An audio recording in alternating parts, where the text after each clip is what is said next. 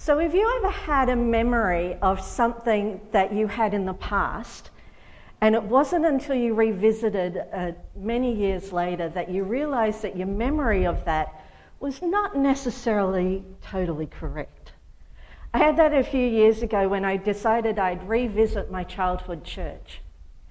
And in my mind, my childhood church was in the inner city of Sydney. That hadn't changed. That was okay. But it had stained glass windows. It was a huge cathedral with a long aisle that as a kid took a long time to run up. It had a big altar at the front, huge car park where we always had to be careful. And my mum used to work in the church offices. So in my mind, there was a massive lot of space that we could play in and hide in. Well, I went to revisit it. It had stained glass windows. That was about all of my memory. It was not that big. It had maybe seated about 100 people. The aisle was maybe about 30 steps, 40 steps. The car park held about 30 cars, and the offices were 3 rooms. Has that ever happened to you? Where your memory of something, when you go back to it at a different stage, you go, wasn't quite the same. There's a saying that pops up at the end of superannuation ads at the moment, and I've decided I'm going to have it on my on a t-shirt because it so reflects my life. And it basically says, okay, Jeff, you're going to have to flick, I think. Past performance is not always a reliable indicator of future outcomes. How many of you can relate to that when you think about your past and your future? Past performance is not always a reliable indicator of future outcomes. It's also applicable when we're looking at our church at the moment, at YB. With Dave and I leaving, you guys are about to go through a massive lot of challenges and opportunities that come with change. One of the best tools that I found to take groups through change is a thing called the roller coaster of change. Now, some of you may have seen this. But basically, it's a really good example or journey of what happens when a group of people go through change. Also individuals, but mainly a group of people. And so the first thing I want to highlight is this first thing. It doesn't directly go down. It actually goes up before it goes down. So when a change is announced, there is a sense of anticipation and excitement that comes with this change. But then naturally, and it's not a bad thing, don't think going down is a bad thing, but part of the processing of the change is going down. And so there's things like shock and mourning, fight and flight, turmoil, feelings of being less. And then you get to a point where there's a decision. And at this decision point, people have 2 choices. They can either choose to leave, which ironically means that they then go step into another level of change again, or they decide to stick it out and see where the change goes. And for those that stick it out, you then start coming up again through the roller coaster of change. And things start working, you start feeling a sense of purpose and a sense of hope. You start getting a better vision or a bigger vision or a different vision. People from outside come and engage in that new vision, in that new change. And so this is a common thing that people, a group of people, will go through with change.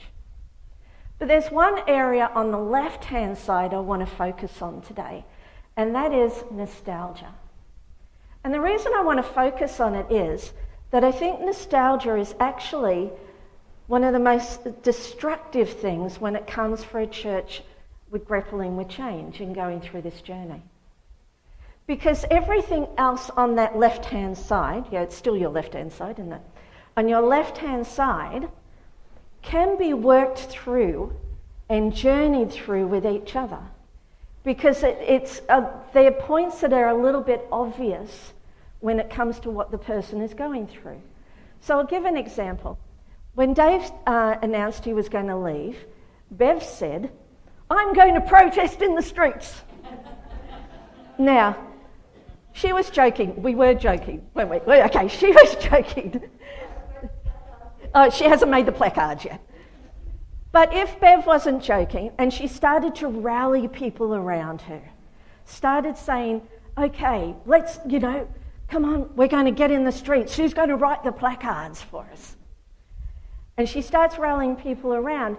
There can be wise counsel around her that can say, "Look, Bev, I know this is really hard that Dave's leaving, and we don't know what's next, but is this the way to go about it?"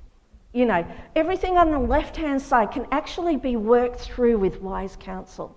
But when it comes to nostalgia, if somebody said, "Oh, wouldn't it be great if we went back to," you sort of go, maybe not.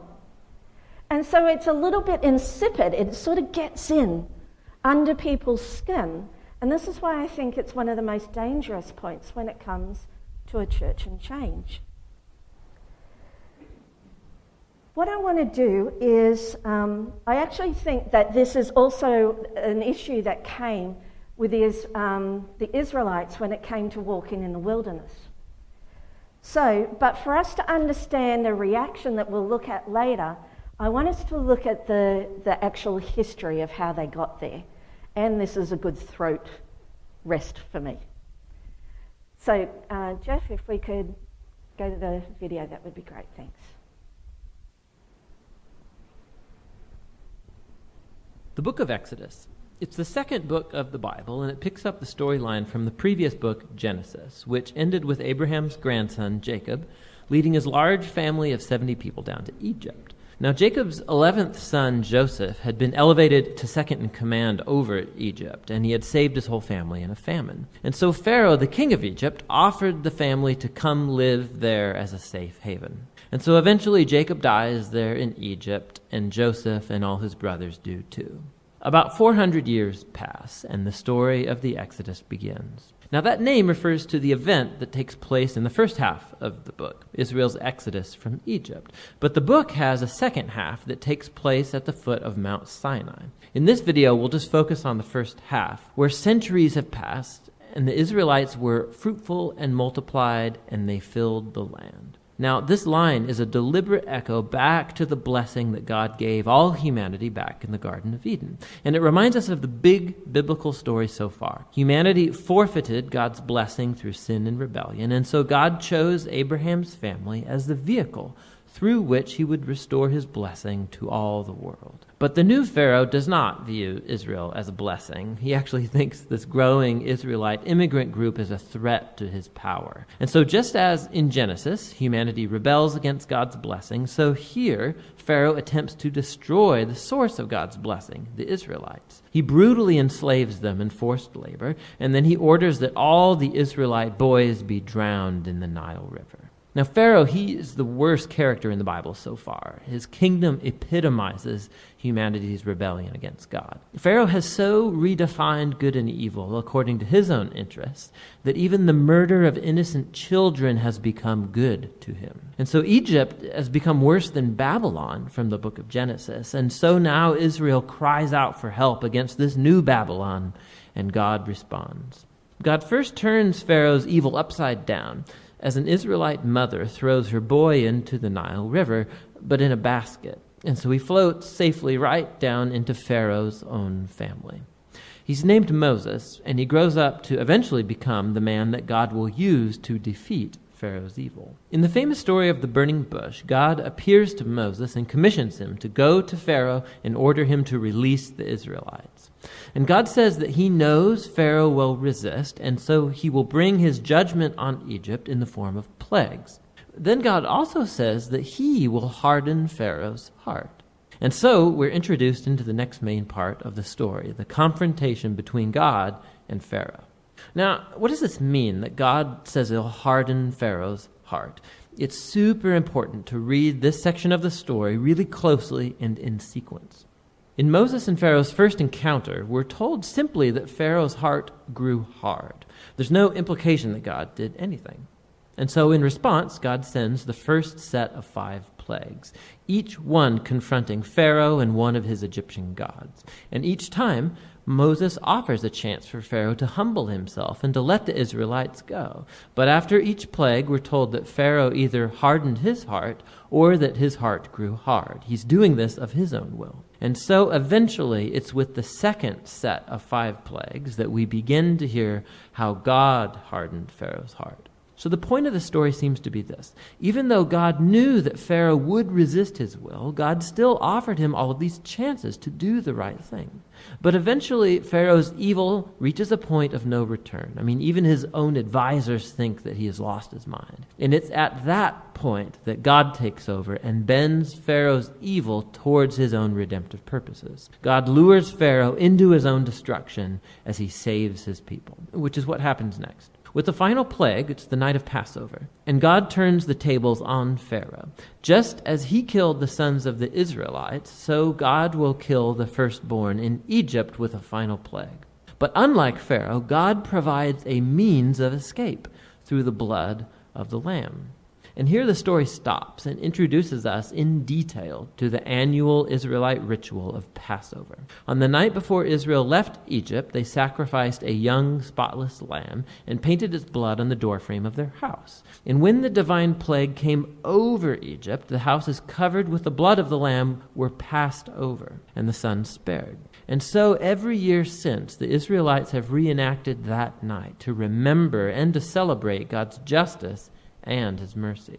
But Pharaoh, because of his pride and rebellion, he loses his own son, and he's compelled to finally let the Israelites go free. And so the Israelite slaves make their exodus from Egypt. But no sooner do they leave that Pharaoh changes his mind, and he gathers his army and chases after the Israelites for a final showdown. As the Israelites pass through the waters of the sea safely, Pharaoh charges towards his own destruction. The Exodus story concludes with the first song of praise in the Bible. It's called the Song of the Sea. And the final line declares that the Lord reigns as king.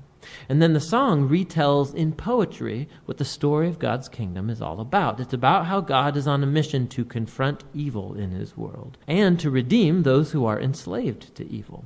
God is going to bring his people into the promised land where his divine presence will live among them. This story is what it looks like when God becomes king over his people. So after the Israelites sing their song, the story takes a sharp turn. The Israelites, they're trekking through the wilderness on their way to Mount Sinai, and they're hungry, they're thirsty, and they start criticizing Moses and God for even rescuing them. They say they long for the good old days in Egypt. I mean, it's crazy. So God graciously provides food and water for Israel in the wilderness, but these stories, they cast a dark shadow. And we begin to wonder, could it be that Israel's heart is just as hard as Pharaoh's? We shall see. But for now, that's the first half of the book of Exodus.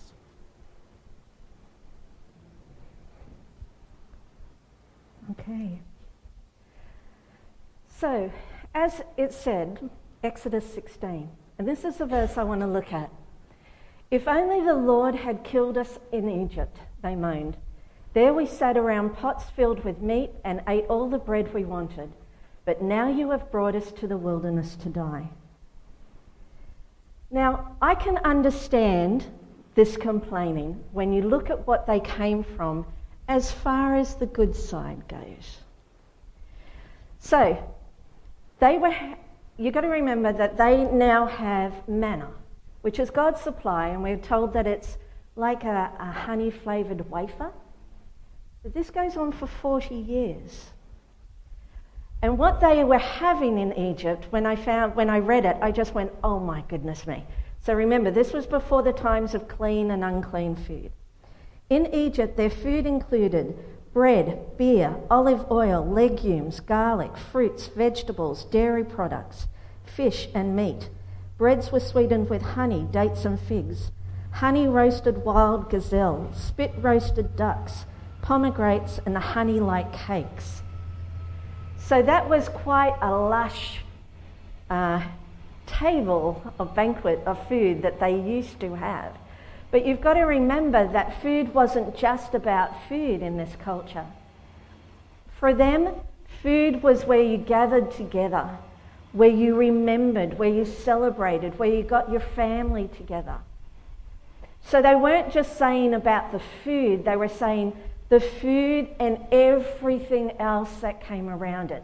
Our identity, our relationships, our comfort, our sense of security. This is what they had started to picture the past was. And this is what nostalgia does. Because in the middle of this, we want all that, send us back. They'd forgotten that they were actually in a very oppressive enslavement. And anything that they had in the past was actually God's blessings, not their right. And so nostalgia actually then makes you go back and remembers all this wonderful stuff. And then says, that's my right. That's what I should have. But it forgets all the other stuff. Psychology tells us that remembering has a both positive and negative side. So the positive side is what I call remembering. And this is where we learn from the past, and we need to learn from the past. A really good example of this is when a small child is listening to the stories of the parents or the grandparents. It's the place where we learn, and we have to learn. And that's remembering, that's healthy remembering. But remembering in a negative place, this is where we call nostalgia, or we actually call it historical nostalgia. And it's where the past, we get seduced into like this romanticized remembering of the past, not the reality of the past. The quote here, the difference between remembering and nostalgia. With nostalgia, we forget about the negatives and the struggles, and we want to go back to that time and event. And for a church, or the style of church service, or the type of ministry, or the ministry and the pastor. Nostalgia is a wistful or excessively sentimental yearning for return to or of some past period or irrecoverable condition. Nostalgia takes us into a place where we can't actually ever go back to anyhow, but we want it. There's There's a new movie being released by Hugh Jackman, and it's called Reminiscence. And he's apparently a mind detective. Yeah, I don't know what that is either. But apparently he's a mind detective, and it's where he takes people to the past. And there's a statement that I think is very true in this movie, and that is the past is addictive.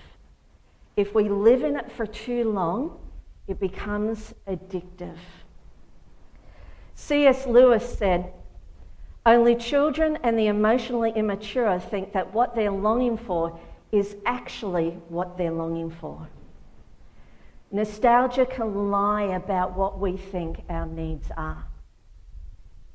And this is why I said right at the beginning, I think it's the dangerous point when it comes to change in a church going through change. Because you'll start to desire lies or half-truths and then try and build the future on the half-truths and the lies. So, next throat break. What I'd like you to do is gather with the people around you, have your mask if you're not 1.5 metres together, and I want you to have a really quick discussion on why do you think historical nostalgia is a large risk for a church going forward. Okay, if you could do that for me, that would be great. Thanks. We'll only do it for about 3 minutes, so you're not going to solve the world's problems.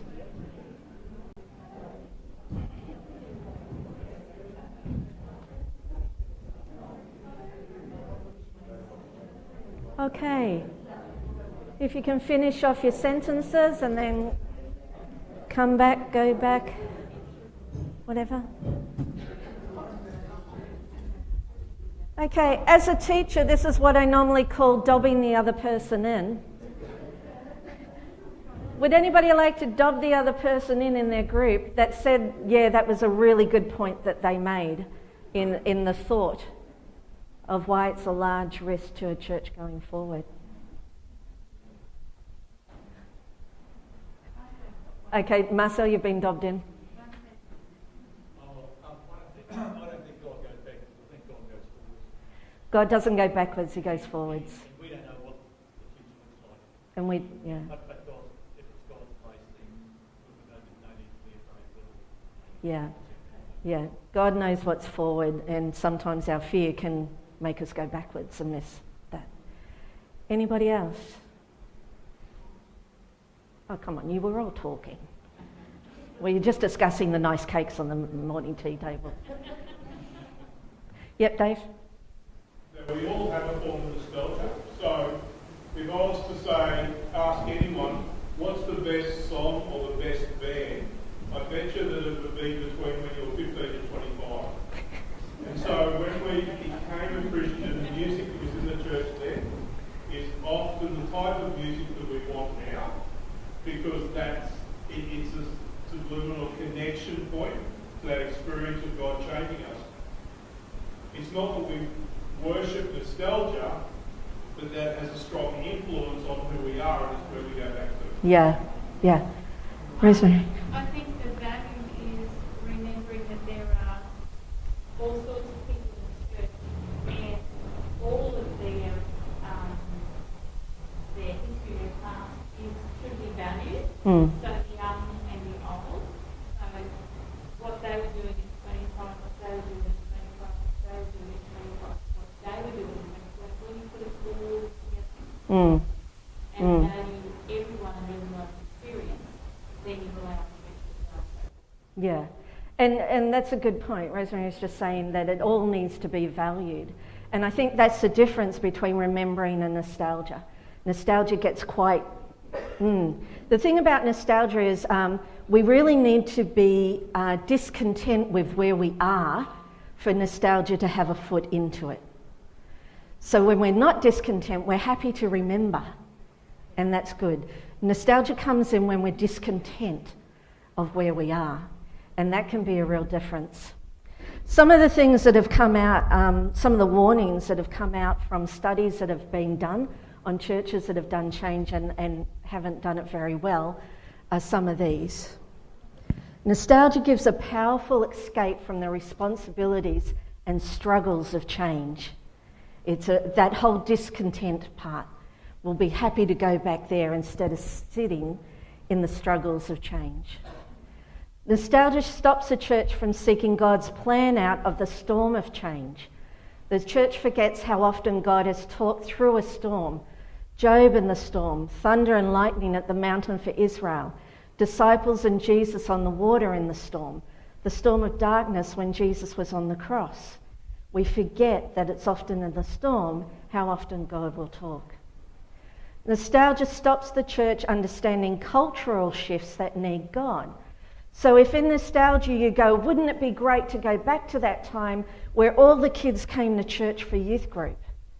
Well, you've missed the cultural shift that says now you've got to go out to the young people because the culture does not bring them into the church. Nostalgia stops the church learning lessons from today.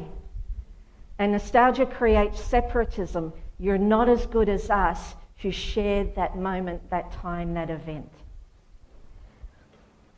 The teacher in Ecclesiastes saw the danger of nostalgia in Ecclesiastes 7:10.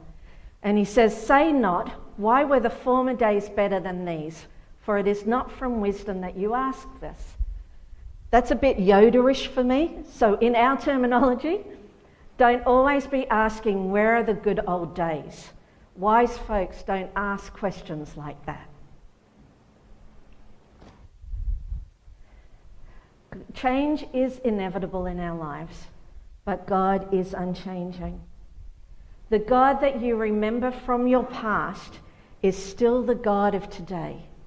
He's still working in his people. He's still working in people's hearts that don't know him. And sometimes it's hard to see, but he's still working in the world events of today. Our God is unchanging. Malachi 3:6, for I am the Lord, I do not change but remain faithful. Psalm 102, but you, God, are the same and your years will not come to an end. Hebrews 13, Jesus Christ is the same yesterday and today and forever. Jeremiah, for I know the plans I have for you, declares the Lord, plans for welfare and not for evil, to give you a future and a hope. Past performance is not always a reliable indicator of future outcomes, and be careful because the past is addictive. As Dave and I get ready to leave, who knows when, who knows where, but as we get ready to leave, it's now on you guys to go, God, what are you going to build on now? And not get scared of change and turn around and go, how about we go back to? And don't even come back to Dave and I. God has great things for this church, the next step. You have worked hard. You have committed and been strong in God for what he has next. Don't let fear and nostalgia rob that. But take on the challenges and really grab it with both hands. It will be great. I will be celebrating if in a few years people come to Yandina and go, well, Dave and Janelle mustn't have been very good. Look at what's happening now. Because we know God doesn't work that way. But we know that his blessings on this church will be absolutely phenomenal. Just don't get scared of the change process. What I want to do, or what I've done, is I've summarised some scriptures, and then after it, what you'll see up on the screen is some red italicized writing. Hopefully you'll see it. Hopefully I've made it big enough. And in that red writing, that is what I'd like us all to declare. So this will be like a declaration prayer of who we believe God is. Men change their minds on a whim, but what God says he'll do, he does. His intentions are unchanging. Our words are in the air, but for a moment. But his word is eternal. It endures forever. His word is unchanging. Our energy and ability are finite, but he is everlasting, does not grow tired, and does not grow weary. His strength is unchanging. Leaders rise and rulers fall, but he has ruled forever. His reign is unchanging. Our lives are but a breath, but he has always been. His years are unchanging. Our loyalties waver and our fortitude fails, but his faithfulness continues throughout all generations. His faithfulness is unchanging. What man does doesn't last. Whatever God does is complete, lacking nothing, lasting forever. His works are unchanging. The purposes for which man lives fluctuate with the times, but not the Lord's. His purposes are unchanging. Man gives reluctantly, incompletely, and with improper motives, but God gives willingly, lovingly, and perfectly. His generosity is unchanging. Whereas we have unkept promises, it's impossible for God to lie. His promises are unchanging. Where theologies rise, religions fall, and movements fail, God's Son is the same yesterday, today, and tomorrow. His Son is unchanging. While we will betray, fall short, and lose faith, God's Son remains ever faithful. His Son's faithfulness is unchanging. Change is inevitable, but God doesn't change. He is El Olam, the eternal God.